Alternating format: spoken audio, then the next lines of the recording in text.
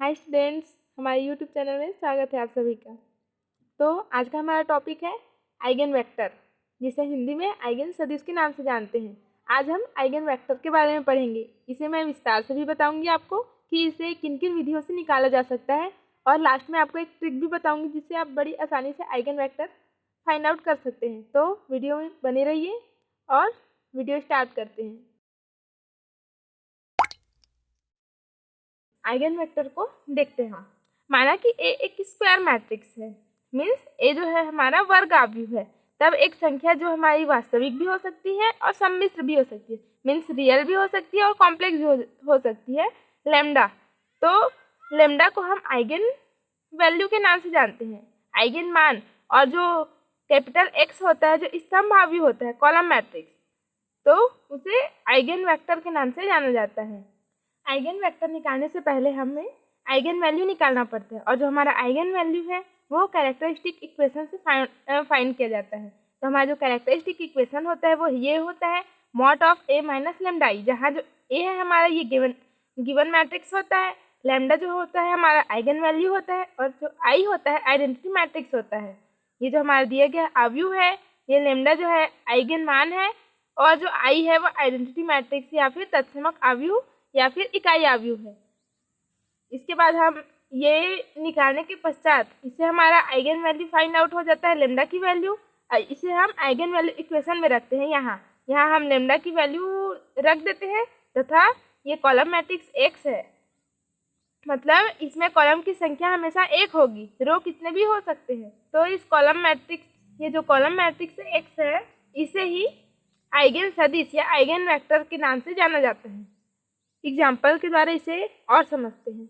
हमारा ये first example है, इसमें आइगन वैल्यू और आइगन वेक्टर निकालना है इस दिए गए मैट्रिक्स ए का। तो हम सबसे पहले इसका कैरेक्टरिस्टिक इक्वेशन की सहायता से lambda means eigen value find out करते हैं। हम जानते हैं कि जो हमारा कैरेक्टरिस्टिक इक्वेशन होता है वो होता है mod of A minus lambda I. I जो हमारा यूनिट मैट्रिक्स है, तो हम इसमें वैल्यू फाइंड आउट करते हैं। इसमें पहले वैल्यू रख देते हैं ए की। ए जो है हमारा वो इस प्रकार है, 3x3 का, और इसमें हम लेमडा को आई से सीधे सीधे मल्टीप्लाई कर देते हैं। तो आई होता है 1 0 0, तो लेमडा 0 0। यहाँ जो सेकेंड होता है 0 1 0, तो 1 में लेमडा का गुणा होगा तो लेमडा हो जाएगा। इसी प्रकार से ये यहाँ, और अब हम इसको माइनस कर देते हैं एक दूसरे से। तो 1 minus lambda 0 0 0, 1 minus lambda 1 0 1 1 minus lambda. अब हम इसका डिटर्मिनेंट फाइंड आउट करते हैं। 1 माइनस लेमडा को लेते हैं पहले, तो ये रो और ये कॉलम छूट जाएगा, तो 1 minus lambda into 1 minus lambda minus 1। अब ये 0 है, तो इसके करस्पॉन्डिंग रो और इसके करस्पॉन्डिंग कॉलम को छोड़ देंगे, तो 0 इंटू 0 ये 0 हो जाएगा, माइनस 0 इंटू 1 0। उसी प्रकार से ये भी, ये 0 इंटू 1 0 माइनस 0 इंटू इतना 0, तो ये दोनों वैल्यू जो है 0 हो गई, तो हमारे पास ये वैल्यू बची। तो इसको हम आगे सॉल्व करते हैं। यहाँ a minus B into A minus B, तो a माइनस बी का होल स्क्वायर, तो a square plus B square minus 2ab minus 1। इसको हम और आगे सॉल्व करते हैं, तो ये हो जाएगा lambda square minus 2 lambda, 1 minus 1 क्या हो गया, कैंसिल हो गया, तो यहाँ 0 बचा। अब ये 1 माइनस लेमडा, अब हम इसमें से लेमडा को कॉमन निकाल सकते हैं, तो बचेगा लेमडा माइनस 2 इक्वल टू 0। अब हम इसको आगे सॉल्व करते हैं, इसको 0 के इक्वल रखेंगे, तो लेमडा का मान आ जाएगा 0 1 और 2। तो इस प्रकार से हमने लेमडा की वैल्यू 0 1 2 फाइंड आउट की। मतलब कि जो हमारे मैट्रिक्स एक ए है, इसका जो आइगन वैल्यू होगा ये 0 1 2 होगा। अब हम इसके लिए आइगन वेक्टर फाइंड आउट करते हैं। अब हमारा जो आइगन वैल्यू इक्वेशन होता है वो होता है a minus lambda I into x. यहाँ हम डिटर्मिनेंट नहीं निकालते हैं, ओनली कोष्टक है, डिटर्मिनेंट नहीं है। तो a minus lambda I into x लिखेंगे, तो हम a माइनस लेमडा आई की वैल्यू यहाँ से लिख देंगे। ये a माइनस लेमडा आई, तो ये जो हमारा वैल्यू है a माइनस लेमडा आई है, तो इस वैल्यू को हम यहाँ रख देते हैं और x की जगह x1 x2 x3 रख देते हैं। अब हम इसको इक्वेशन फर्स्ट दे देते हैं और हमारा जो लेमडा की वैल्यू 0 1 2 आया था, यहाँ हमारा जो आइगन वैल्यू आया था 0 1 2, इसको हम इस इक्वेशन में लेमडा की जगह रखेंगे। तो इसको हम बारी बारी से रखते हैं। सबसे पहले हम लेमडा इज इक्वल टू 0 रखते हैं समीकरण 1 में। अब हम इस इक्वेशन फर्स्ट में लेमडा इज इक्वल टू 0 रख दिए। 1 minus 0 is equal to 1, 1 minus 0 is equal to 1, 1 minus 0 is equal to 1। अब हम इसको गुणा करते हैं, इस रो को इस कॉलम से गुणा करते हैं, तब हमारा आएगा x1 0 x2 0 x3, मतलब कि हम लिख सकते हैं x1 इज इक्वल टू 0। और इस रो को इस कॉलम से गुणा करते हैं 0 x1 x2 plus x3, x2 plus x3 is equal to 0। Third row को थर्ड कॉलम से गुणा करते हैं तो हमें मिलेगा 0, ये 0 हो जाएगा, x2 plus x3 is equal to 0। अब हमें ये दोनों वैल्यू सेम मिल गई है, तो हमारा ये जो हो जाएगा, इसको हम x2 is equal to minus x3 रख देते हैं और इसे हम मान लेते हैं अपॉन 1, इसको हम मान लेते हैं k। तब हमारा x2 का वैल्यू हो जाएगा k और x3 का वैल्यू हो जाएगा माइनस k। अब k इज इक्वल टू 1 रख देते हैं, तब x2 की वैल्यू 1 और x3 की वैल्यू -1। इसको हम सीधे सीधे 1 और -1 लिख सकते थे, पर इसको ऐसा नहीं लिखते हैं, इसको हमेशा यहाँ पे मानना पड़ता है। फिर उसके बाद उसमें उसी वैल्यू को 1 रखा जाता है, फिर इस प्रकार से लिखा जाता है। तो हमारा जो x1 का वैल्यू हो गया वो 0 था, x2 का वैल्यू 1 और x3 का वैल्यू -1। तो इसके करस्पॉन्डिंग जो हमें आइगन सदिश मिलेगा, आइगन वेक्टर, जिसको हम कैपिटल X1 लिख सकते हैं, ये होगा x1 is equal to 0, x2 is equal to 1 और x3 इज इक्वल टू -1। ये हो गया लेमडा इज इक्वल टू 0 के लिए। ये हो गया हमारा पहला विधि। इसको हम ऐसे गुणा करके और इस प्रकार से सेटिस्फाई करा के आइगन वेक्टर निकाल सकते हैं। परंतु इसमें ये जो दोनों समीकरण हैं, ये एक दूसरे को संतुष्ट करने चाहिए। मतलब यहाँ अगर माइनस रहता और यहाँ माइनस नहीं रहता तो ये दोनों समीकरण संतुष्ट नहीं होते। अगर यहाँ माइनस रहता और इसके यहाँ माइनस रहता तो ये दोनों संतुष्ट करते एक दूसरे को। परंतु अगर ये दोनों समीकरण एक दूसरे से बिल्कुल ही अलग हों तब ऐसा नहीं किया जा सकता। अब हम लेमडा इज इक्वल टू 1 के लिए फाइंड आउट करते हैं। अब हम इस समीकरण में लेमडा की वैल्यू 1 रख देते। यहाँ पे अब लेमडा इज इक्वल टू 1 रखते हैं, तो 1 माइनस 1 0, 1 माइनस 1 0, 1 माइनस 1 0, तो हमें ये मिला। अब हम इसको गुणा करते हैं, तो इस रो का इस कॉलम से गुणा करेंगे तो ये 0 0 ही मिलेगा, तो इसको नहीं लिखते। सेकेंड जो रो है उसको इस कॉलम से गुणा करते हैं तो हमें क्या मिलेगा, 0x1 plus 0x2 plus 0x3। और फिर इस रो को इस कॉलम से गुणा करते हैं 0x1 plus x2 plus 0x3। अब हम इन दोनों समीकरणों को वज्र गुणनखंड विधि से हल करते हैं। x1 माइनस x2 और x3। x1 है तो ये अब तिर्यक गुणा करते हैं 0, ये जो हमारा वैल्यू है वो 1x3 है। ये सेकेंड रो को ये कॉलम से गुणा किए तो 1x3 आया।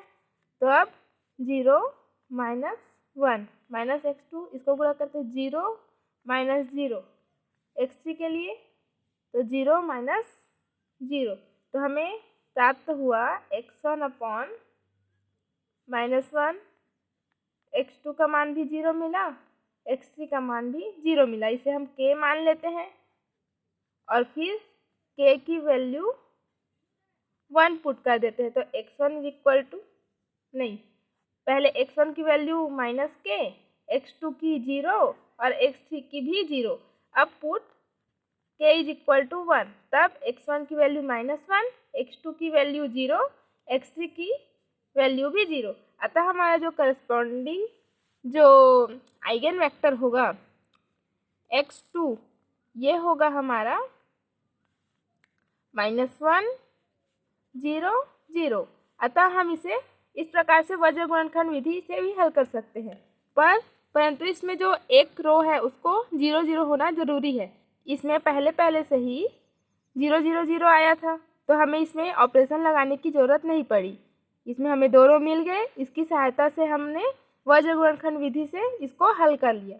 अब इसमें समीकरण 1 में लेमडा बराबर हम लोग 2 रख के देखते हैं। अब हमने जो हमारा ये समीकरण 1 है उसमें लेमडा की जगह 2 रख दिया, तो 1 - 2 = -1, 1 - 2 = -1, 1 - 2 = -1, तो हमें ये वैल्यू मिल गई। अब हम इसमें एक रो को 0 कर देते हैं ऑपरेशन की सहायता से। जो ये थर्ड रो है उसको 0 कर देते हैं, इस रो से इस रो को घटा देते हैं इस रो से। ये कॉलम मैट्रिक्स में कोई चेंजेस नहीं करेंगे, इसमें बस करेंगे। तो पहला रो ऐसे ही रहेगा, दूसरा रो भी ऐसे ही रहेगा। अब थर्ड रो को इसमें 0 - 0, सॉरी, इसको घटाएंगे नहीं, इसको जोड़ेंगे, तो 0 + 0 0, 1 + -1, तो 0 - 1 + 1 0। अब हमारा जो ये थर्ड रो है वो 0 0 हो गया है, मतलब हम इन दोनों जो रो है उसकी सहायता से, वज्र गुणनखंड विधि की सहायता से जल्दी से निकाल सकते हैं।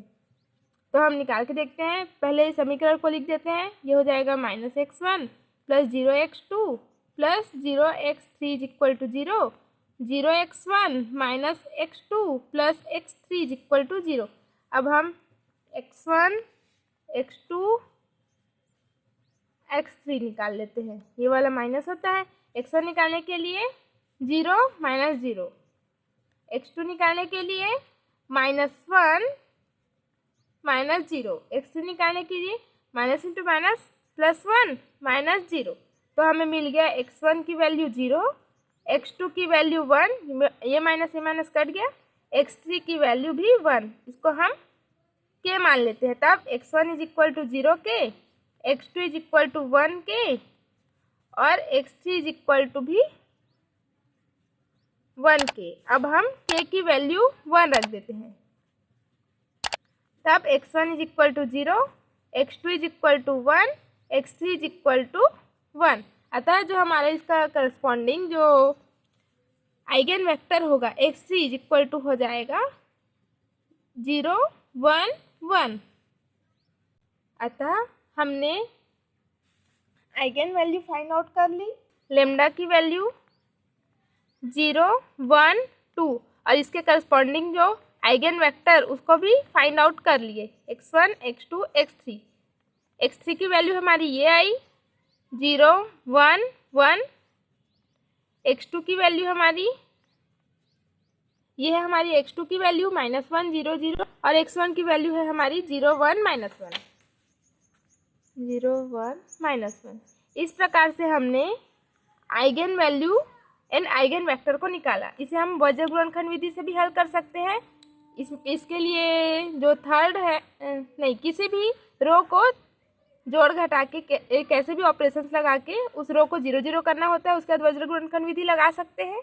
और इसे डायरेक्ट जो लेमडा की वैल्यू है उसे पुट करके भी हम वज्र गुणनखंड विधि लगा सकते हैं बिना रो को 0 0 किए, तथा हम ऐसे ही मल्टीप्लाई करके सेटिस्फाई करके, जैसे हमने लेमडा = 0 के लिए रखा, वैसे भी हम लोग आइगन वेक्टर निकाल सकते हैं। मैं आपको सजेशन दूंगी कि आप वज्र गुणनखंड विधि से ही बनाइए, ताकि आपका जो सॉल्यूशन है वो जल्दी से जल्दी बन सके। एक और एग्जांपल देखते हैं हम। हमें मैट्रिक्स ए दिया गया है, आइगन वैल्यू और आइगन वेक्टर फाइंड आउट करना है हमें। तो सबसे पहले आइगन वैल्यू निकालने के लिए कैरेक्टरिस्टिक इक्वेशन लिखते हैं, a - λi का मॉड = 0। अब हम निकालते हैं a - λi। a हमारा दिया गया है इस प्रकार है 1 0 0 0 0 1 0 1 0। अब हम इसे λi लिख देते हैं, तो 3 × 3 का इस प्रकार होगा। अब हम इसको आगे सॉल्व करते हैं तो ये हमारा हो जाएगा 1 माइनस लेमडा 0 0 0, ये minus lambda 1 0 1 minus lambda is equal to 0। अब हम इसका डिटर्मिनेंट ज्ञात कर लेते हैं। तो 1 माइनस लेमडा, तो ये तो लेमडा स्क्वायर माइनस 1, 0 का गुणा करेंगे तो ये भी 0 हो जाएगा, इसका करेंगे तो भी ये हो जाएगा 0। तो हम इतना को बस लेते हैं। अब हम 1 माइनस लेमडा, इसमें से ये हमारा जो हो गया है ए स्क्वायर माइनस बी स्क्वायर, इसको लिख सकते हैं लेमडा स्क्वायर माइनस 1 स्क्वायर, क्योंकि 1 स्क्वायर इज इक्वल टू 1। तो हम A square minus B square वाला फॉर्मूला यहाँ पे अप्लाई करते हैं, तो lambda minus 1 lambda plus 1 is equal to 0। अब हम इसको 0 के इक्वल रखेंगे तो ये आएगा, ये देगा हमें +1, ये देगा हमें +1 और ये देगा हमें -1। अब देखिए यहाँ पे जो लेमडा की वैल्यू है ये दोनों सेम आई है और ये जो है अलग आई है। अब इसके लिए हम आइगन वेक्टर फाइंड आउट करना देखते हैं। अब हमने कैरेक्टरिस्टिक इक्वेशन देख लिया, अब हम आइगन वैल्यू इक्वेशन देखते हैं। हम जानते हैं कि जो हमारा आइगन वैल्यू इक्वेशन होता है वो होता है हमारा a minus lambda I into X is equal to 0। अब हम a माइनस लेमडा आई की वैल्यू यहाँ से लिख देते हैं।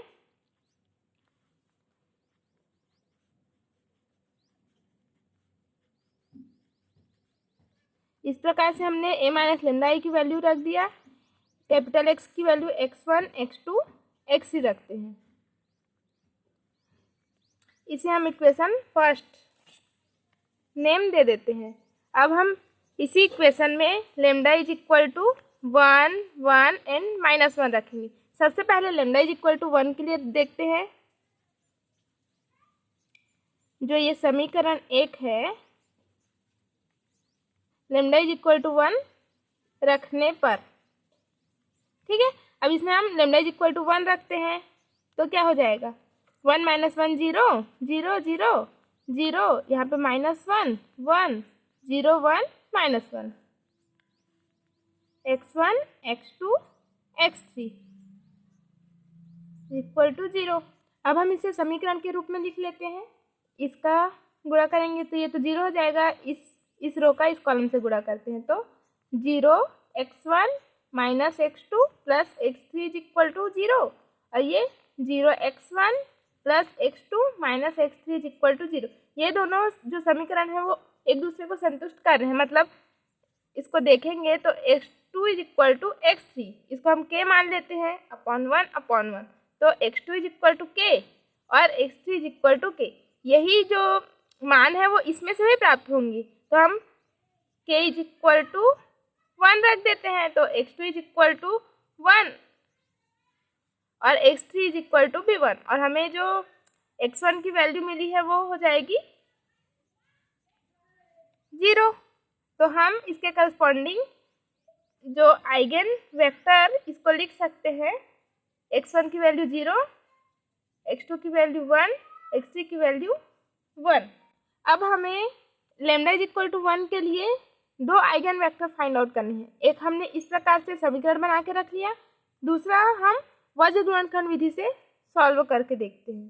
तो ये x1 x2 x3, तो x1 की जो वैल्यू हो जाएगी -1 × -1 +1 -1, और x2 की वैल्यू 0 × 0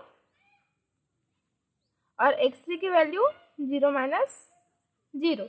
अतः जो हमारा इसका करस्पॉन्डिंग जो आइगन वेक्टर सेकेंड वाला होगा वो हमारा हो जाएगा 0 0 0। इसमें हम इस प्रकार से भी ज्ञात कर सकते थे, अगर x2 की वैल्यू को 0 मान ली, जब लेमडा की वैल्यू समान हो तब एक वैल्यू निकालने के पश्चात हमें x2 की वैल्यू 0 मान सकते हैं या x3 की वैल्यू 0 मान सकते हैं। तो जो हमारा वैल्यू आता है वो सेकेंड वाले लेमडा इज इक्वल टू 1 के लिए आइगन वेक्टर होता है। तो माना हम लोग x2 की वैल्यू 0 मानते, तब ये भी 0 है, ये भी 0, इसका वैल्यू भी 0 हो जाता। अगर x3 की वैल्यू को 0 मानते तो ये दोनों भी 0 हो जाता। इस प्रकार से हमारा जो x2 की वैल्यू है 0 0 0 आया। अब हम लेमडा इज इक्वल टू -1 के लिए देखते हैं। अब हम समीकरण 1 में ये जो समीकरण 1 है इसमें लेमडा इज इक्वल टू -1 रखेंगे। 1 रख लिए तो हमें 2 आइगन वेक्टर मिल गए। अब हम लेमडा इज इक्वल टू -1 रखेंगे ये समीकरण 1 में, तब हमें तीसरा जो आइगन वेक्टर है वह मिलेगा। तो देखते हैं 1 - 1 2 हो जाएगा, 0 0, ये -1 लेमडा इज इक्वल टू -1 रखेंगे और माइनस पहले से है तो प्लस हो जाएगा, 0 1 एंड ये भी +1 हो जाएगा। अब हम इसको समीकरण विधि से भी हल कर सकते हैं और वज्र गुणनखंड विधि से भी। आइए मैं आपको समीकरण विधि से पहले हल करके बताती हूँ। समीकरण विधि से हल करते हैं, जैसे इस रो का इस कॉलम से गुणा कर देते हैं तो हमें मिलेगा 2x1 0x2 + 0x3, फिर 0x1 + x2 + x3 = 0, 0x1 x2 + x3 = 0, ये 0 0 है। अतः यहाँ से हम लोग को 2x1 = 0 मीन्स x1 का मान 0 प्राप्त हो गया, और ये दोनों 0 है तो ये दोनों भी समान है। एक को हल करते हैं तो x2 = -x3, अपॉन में 1 लिख सकते हैं, k मान लेते हैं, तब x2 की वैल्यू हो जाएगी हमारी k और x3 की वैल्यू हो जाएगी -k। ये अब हम k = 1 रख देते हैं, तब x2 = 1 मिल जाएगा और x3 = -1 मिल जाएगा, और हमारा x1 की वैल्यू है 0। अतः हमारा जो थर्ड होगा आइगन वेक्टर वो हो जाएगा हमारा 0 1 -1।